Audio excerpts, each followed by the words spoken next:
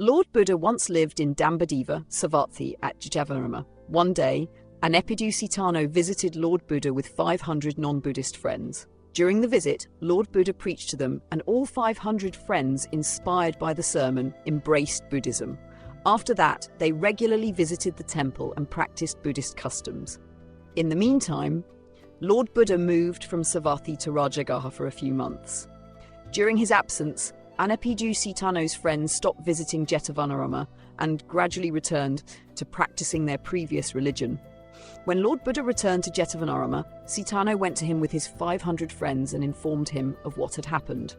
On hearing this, Lord Buddha delivered a teaching about eternal truth.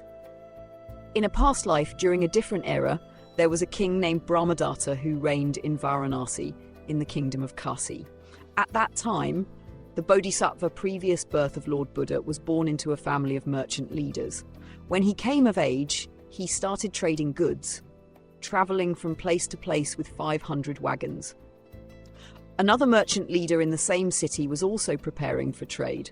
Once, the Bodhisattva loaded his 500 wagons with goods from Varanasi, ready to embark on a trading journey.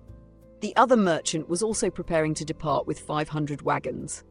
Traveling with 1,000 wagons at once could lead to difficulties, such as finding enough firewood, food, and grass for the oxen, and the roads could be damaged by the wagon wheels. The Bodhisattva realized this and proposed a solution. He called the other merchant leader and pointed out the possible problems of traveling together.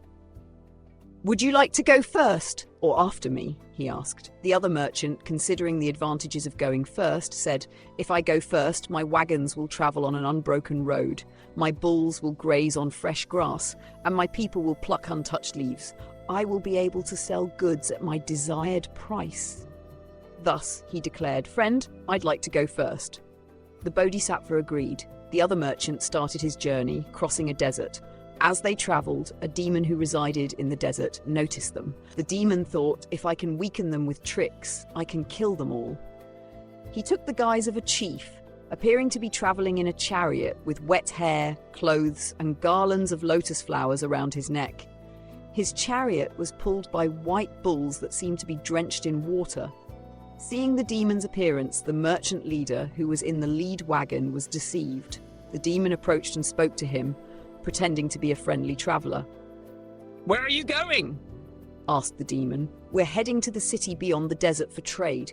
"Where do you come from?" asked the merchant leader. "I am from the city you are travelling to," said the demon. "Then, you must know the conditions of the road ahead. Please tell me," requested the merchant. The demon, pointing to his wet appearance, said, "Look at my hair and clothes and the lotus flowers we wear. We are covered in moisture because there are endless lakes and streams ahead." The merchant, seeing this, was convinced there must be water sources ahead. The demon continued, "Friend, you have wisely carried water this far, but now it is unnecessary. There is plenty of water ahead, so discard the water and lighten your wagons." Convinced by the demon's words, the merchant leader ordered his people to break their water pots and move forward. However, there was no water ahead. The desert was dry, and without water, the men and oxen suffered greatly. They eventually collapsed, exhausted and dehydrated. That night, the demons devoured them, leaving only their bones behind. The wagons left behind remained as they were. A few weeks later, the Bodhisattva set out with his wagons. As they entered the desert, he gathered his people and warned them of the difficulties they would face. He advised them not to waste water or eat any unfamiliar plants, as many might be poisonous. He told them to proceed cautiously and mindfully. When they reached the middle of the desert, the same demon appeared, again pretending to be a friendly traveller. But the Bodhisattva, seeing through the demon's disguise, realised that he was not human. When the demon tried to persuade them to discard their water, the Bodhisattva firmly refused.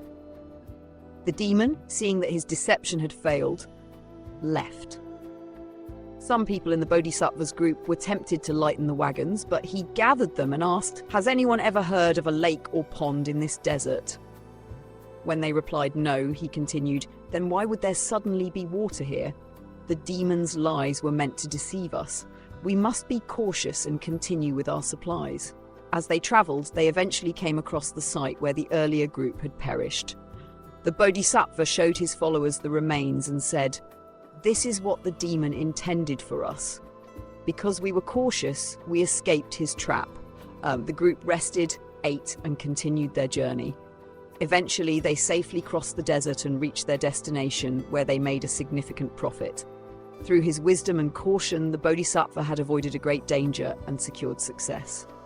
Lord Buddha concluded this story, known as the Apannaka Jataka, by teaching the importance of acting with wisdom and careful consideration. Thank you for joining us on this journey through the ancient wisdom of the Jataka tales. These timeless stories teach us valuable lessons about wisdom, compassion, and the strength of the human spirit. Each tale offers a glimpse into the past lives of Gautama Buddha, where he demonstrated virtues continue to inspire us today. If you enjoyed this story and want to explore more tales of courage, kindness, and morality, make sure to subscribe to our channel. Hit the notification bell so you don't miss out on any of our upcoming videos. Join us as we continue to bring you more fascinating Jataka tales and timeless teachings. Subscribe now and discover the wisdom of the ages.